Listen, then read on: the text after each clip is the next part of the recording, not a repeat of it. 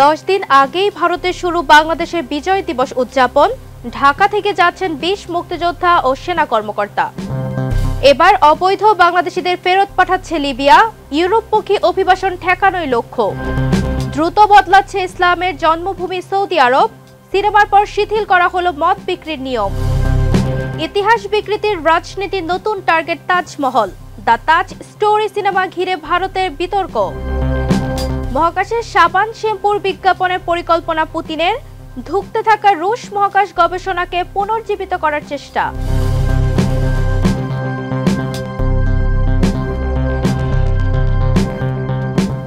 দর্শক, আমন্ত্রণ মাই TV I নিউজে। এতক্ষণ দেখছিলেন শিরোনাম, সাথে আছে আমি নওশাদ তাবাসসুম। নায়াসিনামাইড ও স্যালিসাইলিক সমৃদ্ধ লিলি ফেস ওয়াশ, যা ফেসের ডেড স্কিন সেল দূর করে দেয় দ্বিগুণ ফাস্টার ব্রাইটেনিং। মহান বিজয় দিবস উপলক্ষে ভারত যাচ্ছেন বাংলাদেশের সেনাবাহিনীর 2 জন উচ্চপদস্থ কর্মকর্তা, 8 জন মুক্তিযোদ্ধা ও তাদের পরিবারের সদস্যরা।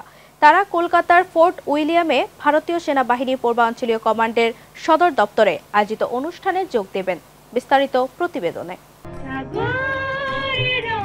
16 ডিসেম্বর বাংলাদেশের বিজয় দিবস উপলক্ষে ভারতীয় সেনাবাহিনী প্রতি বছরই নানা অনুষ্ঠানের আয়োজন করে থাকে। সেখানে দেশটির সেনাবাহিনীর পক্ষ থেকে বাংলাদেশের সেনাবাহিনী, মুক্তিযোদ্ধা ও তাদের পরিবারের সদস্যদের নিমন্ত্রণ করা হয়। এবছরও বিজয় দিবস উদযাপন করতে ভারতীয় সেনাবাহিনীর পূর্বাঞ্চলীয় সদর দপ্তরে যাচ্ছে বাংলাদেশের 20 সদস্যের একটি প্রতিনিধি দল। গত 7 ডিসেম্বর থেকে কলকাতায় বিজয় দিবসের আনুষ্ঠানিক উদযাপন শুরু হয়েছে। এবারের আয়োজনের অন্যতম আকর্ষণ ছিল বিজয় বাইক র্যালি। র্যালিটি গুয়াহাটি, তেজপুর, শিলং, শিলিগুড়ি, মালদহ ও নবগ্রাম হয়ে কলকাতার বিজয় দুর্গে পৌঁছায়।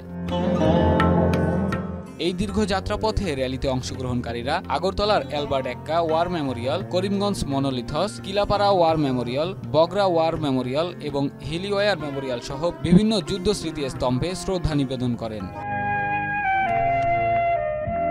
অবৈধ অভিবাসী ঠেকাতে কঠোর হচ্ছে কয়েকটি দেশ। সেই ধারাবাহিকতায় লিবিয়া থেকে অবৈধ অভিবাসীদের নিজ দেশে ফেরত পাঠানোর ঘোষণা দিয়েছে দেশটির স্বরাষ্ট্র মন্ত্রণালয়। বিস্তারিত প্রতিবেদনে। অবৈধ অভিবাসী প্রত্যাবাসন বিষয়ক জাতীয় কর্মসূচির অংশ হিসেবে অবৈধভাবে বসবাসরত বাংলাদেশি অভিবাসীদের নিজ দেশে ফেরত পাঠানোর ঘোষণা দিয়েছে লিবিয়া সরকার। দেশটির স্বরাষ্ট্র মন্ত্রণালয়ের বরাত দিয়ে বার্তা সংস্থা দ্য লিবিয়া অবজারভার এক প্রতিবেদনে এ তথ্য জানিয়েছে।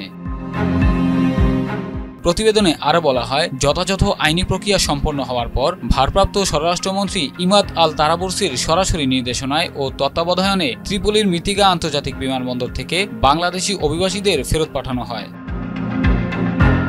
মন্ত্রণালয় জানিয়েছে, অবৈধ অভিবাসন মোকাবেলা এবং লিবিয়া হয়ে ইউরোপমুখী অভিবাসী প্রবাহ কমানোর ব্যাপক পরিকল্পনার অংশ হিসেবে প্রতিদিনই এই কার্যক্রম চলমান রয়েছে। এর মাধ্যমে দেশটির নিরাপত্তা ও স্থিতিশীলতা নিশ্চিত করার লক্ষ্য নির্ধারিত হয়েছে।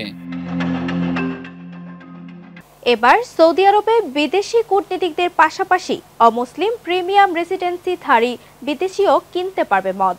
রিয়াদে খুলেছে বিশেষ লাইসেন্সপ্রাপ্ত দোকান, যেখানে প্রবেশেই লাগবে বেতন সনদ। বিস্তারিত রিপোর্টে। সৌদি আরব মদ বিক্রির নিয়মে আরও শিথিলতা এনেছে। এখন থেকে নির্দিষ্ট শর্ত পূরণ সাপেক্ষে দেশে বসবাসকারী অমুসলিম বিদেশিরা মদ কিনতে পারবেন।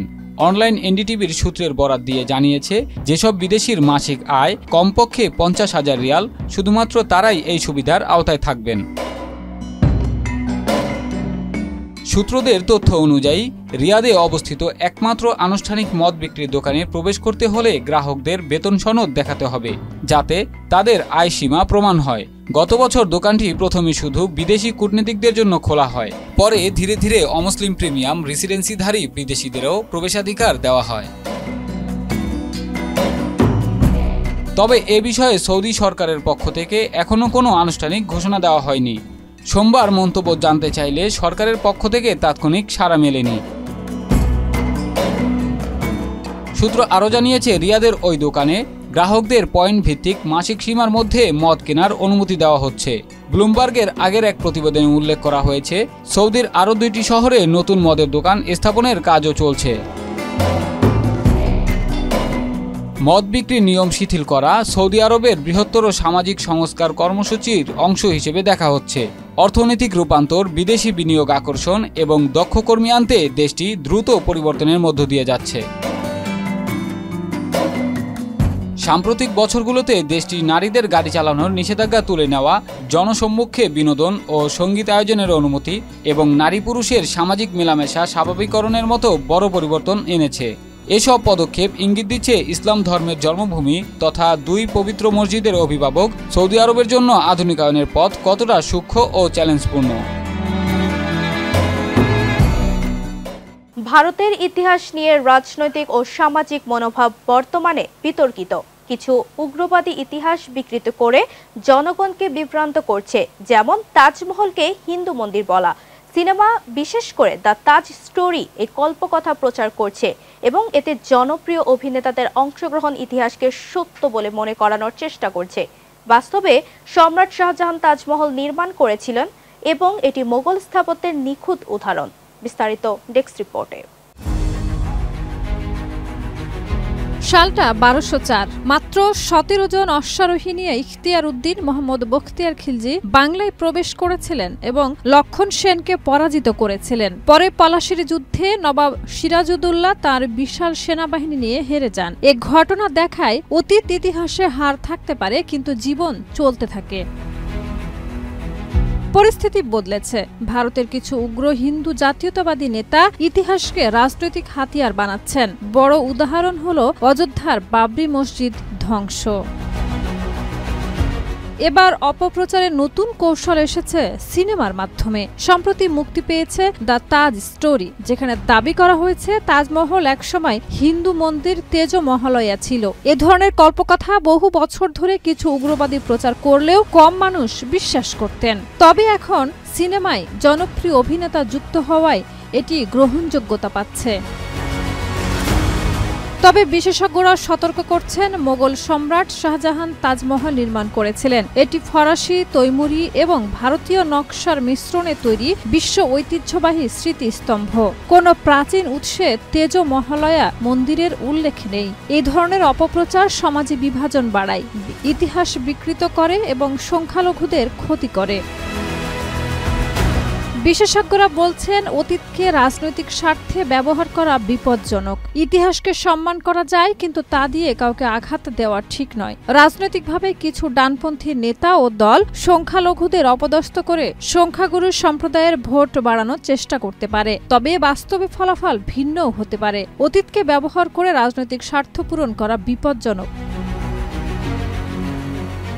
মস্কোর মহাকাশ সংস্থা রসকসমস রকেট ও কৃত্রিম উপগ্রহের গায়ে বিজ্ঞাপন দিতে যাচ্ছে, যা আন্তর্জাতিক মহাকাশ গবেষক মহলকে চমকে দিয়েছে। সোভিয়েত ইউনিয়নের পতন ও 2022 সালের ইউক্রেন যুদ্ধের কারণে বন্ধ আন্তর্জাতিক সহযোগিতা পুষিয়ে নেওয়ার জন্য ক্রেমলিন এই কর্পোরেট স্পন্সরশিপকে নতুন রাজস্ব উৎস হিসেবে দেখছে। ক্রেমলিন আশা করছে বিজ্ঞাপনের মাধ্যমে রসকসমস পুনর্জীবিত হবে এবং রাশিয়ার মহাকাশ গবেষণাকে নতুন দিগন্তে নিয়ে যাবে। বিস্তারিত প্রতিবেদনে। বিজ্ঞাপন যেন পিছু ছাড়ছে না। এবার মহাশূন্যেও বিজ্ঞাপন।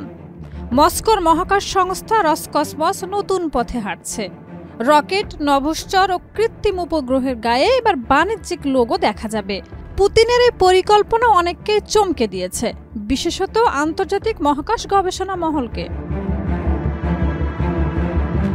বিশ্লেষকরা বলছেন, রাশিয়ার এই পদক্ষেপের পেছনে রয়েছে দীর্ঘমেয়াদী আর্থিক সংকট। 1991 সালে সোভিয়েত ইউনিয়নের পতনের পর রাশিয়ার অর্থনীতি দুর্বল হয়ে পড়েছিল, আর সেখান থেকে ঘুরে দাঁড়াতে ক্রেমলিনকে অনেক সময় লেগেছে। এরপর 2022 সালের ইউক্রেন সংঘাত এবং পশ্চিমা নিষেধাজ্ঞার কারণে আন্তর্জাতিক সহযোগিতা বন্ধ হয়ে যাওয়ায় রসকসমসকে বাঁচানোর একমাত্র উপায় হিসেবে কর্পোরেট স্পন্সরশিপকে দেখা হচ্ছে। ক্রেমলিনের পরিকল্পনা অনুযায়ী রকেট বা নভশ্চরের গায়ে বিজ্ঞাপন দিতে চাইলে বাণিজ্যিক সংস্থাকে খরচ করতে হবে। আন্তর্জাতিক মহাকাশ স্টেশন ISS-এ বিশেষ গবেষণামূলক মিশনের ক্ষেত্রে খরচ আরও বেশি। তবে সামরিক বা গুপ্তচর উপগ্রহ এই উদ্যোগের বাইরে থাকবে। এই সিদ্ধান্তকে অনেকে ভারতীয় ক্রিকেট বোর্ড পরিচালিত IPL এর সঙ্গে তুলনা করছেন। IPL এর টিকিট বিক্রি থেকে নয়, বরং স্পন্সরশিপ ও টেলিভিশন সম্প্রচারের মাধ্যমে মূল রাজস্ব আসে। রাশিয়াও মহাকাশে একই মডেল ব্যবহার করতে চাইছে। 2021 সালে বাইকনুর কসমোড্রোম থেকে উৎক্ষেপিত স্রুজ রকেটে ইতিমধ্যেই পিৎজা হাটের লোগো দেখা গিয়েছে এবং ক্রেমলিন আশা করছে ভবিষ্যতে এ ধরনের ঘটনা আরও বৃদ্ধি পাবে।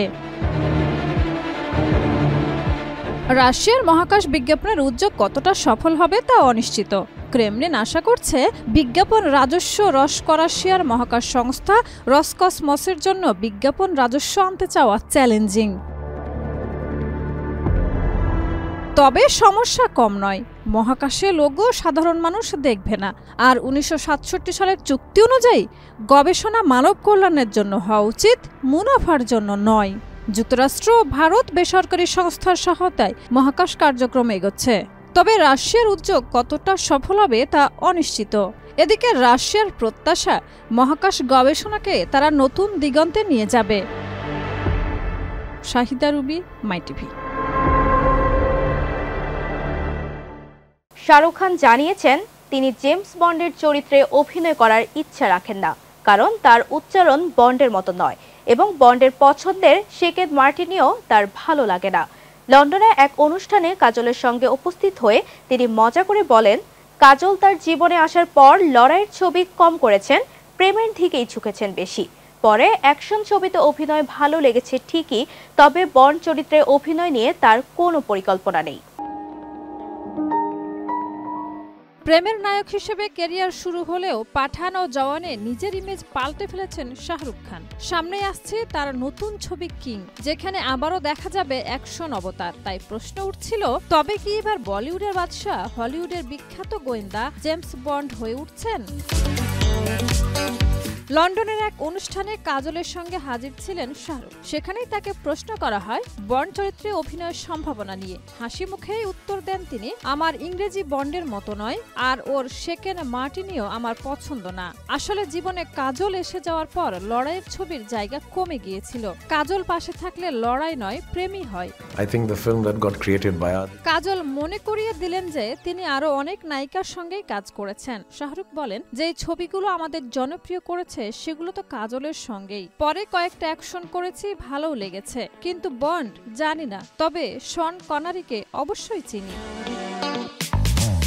জেমস বন্ড চরিত্রে শন কনারি ছাড়াও Roger Moore, David Niven, Pierce Brosnan, Timothy Dalton ও ড্যানিয়েল ক্রেগের মতো তারকারা অভিনয় করে গিয়েছেন। শাহিদা রুবি, মাইটিভি। দর্শক, এই ছিল আজকের মাই টিভি আই নিউজ। এতক্ষণ সাথে থাকার জন্য ধন্যবাদ।